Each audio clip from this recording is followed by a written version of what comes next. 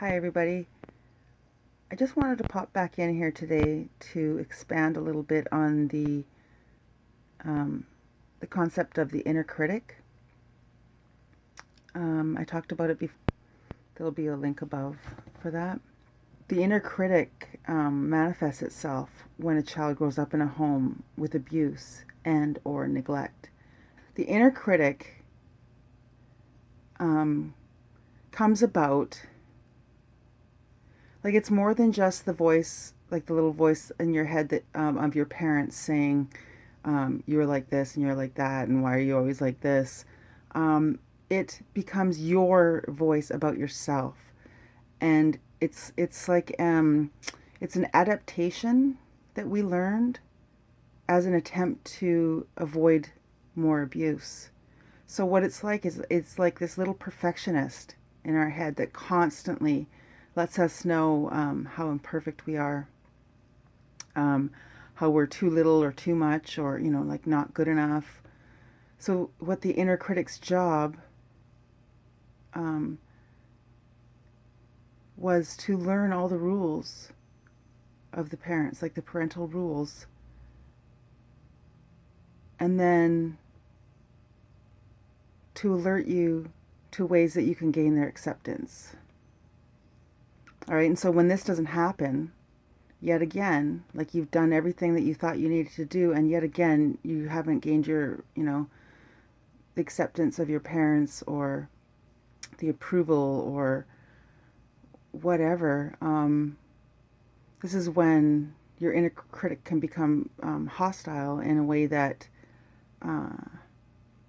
because despite your attempts at perfection, at being perfect, so that you wouldn't, your parents would love you and would treat you better, because according to them, that is what you needed to do. When you still don't gain that approval from your parents, the inner critic becomes hostile and can turn into a voice of self-hate, self-disgust and self-abandonment, because we blame ourselves. We blame ourselves for never being good enough, when really it is the parent or the parents that can never be pleased, no matter what the child does. And as a child, you're desperate to stop those feelings, like these feelings of abandonment, of anxiety, of deep depression.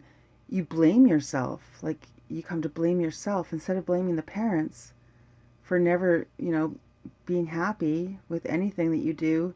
You blame yourself for your parents' rejection. So, when this whole inner critic thing is at work, this is also where hypervigilance develops. We become fixated on, like keeping our eye out and looking out for danger, anything that's lurking that could be dangerous to us, that could potentially hurt us.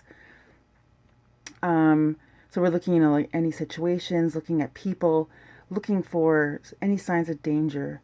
Like, for instance, you're alert to any kind of body language, any kind of look on their face, any kind of facial changes, any kind of if they sighed or made anything that could indicate that, I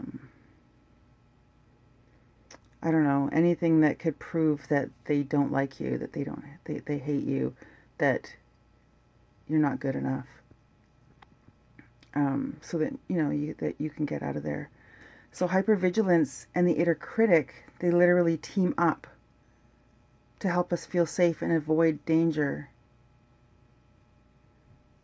Because we feel like if we could only gain their approval, then everything would be okay. But as we all know, with the narcissistic parent and with toxic parents, there is no okay. There's never that, moment in time when they can be pleased, or when you feel like you've done something to make them love you.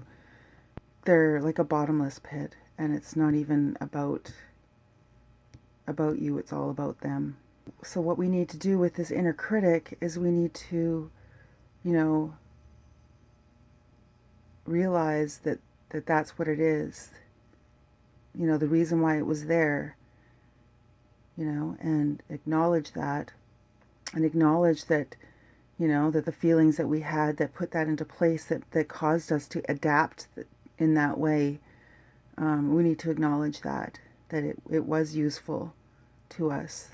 I mean, in so much as, I mean, it felt like we were at least trying to fix things, at least trying to make things better. We were at least making an effort.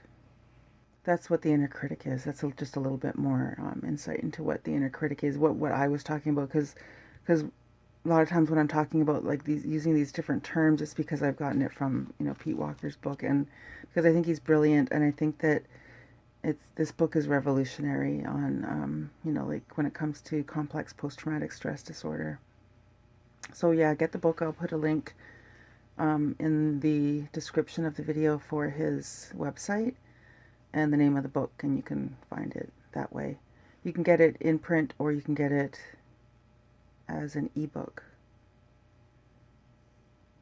It's just really it's really helping me to understand myself, and to understand what kind of things that I did to adapt to the situation that I was born into, and what kind of things that, you know, and it's helping me figure out what kind of things that I need to do to overcome those adaptations, and to, you know, like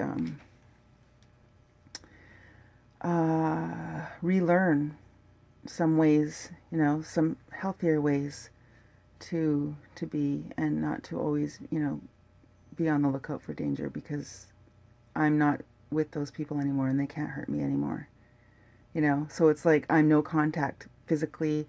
I don't let them talk to me, but they're still in my head, you know. She's still in my head, and so now it's time to work on that part, you know.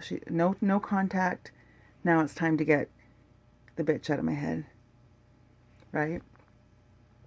Okay, guys, thanks a lot for listening, and I wish you peace and so much love coming your way. Later. Don't forget to like and subscribe, and leave a comment.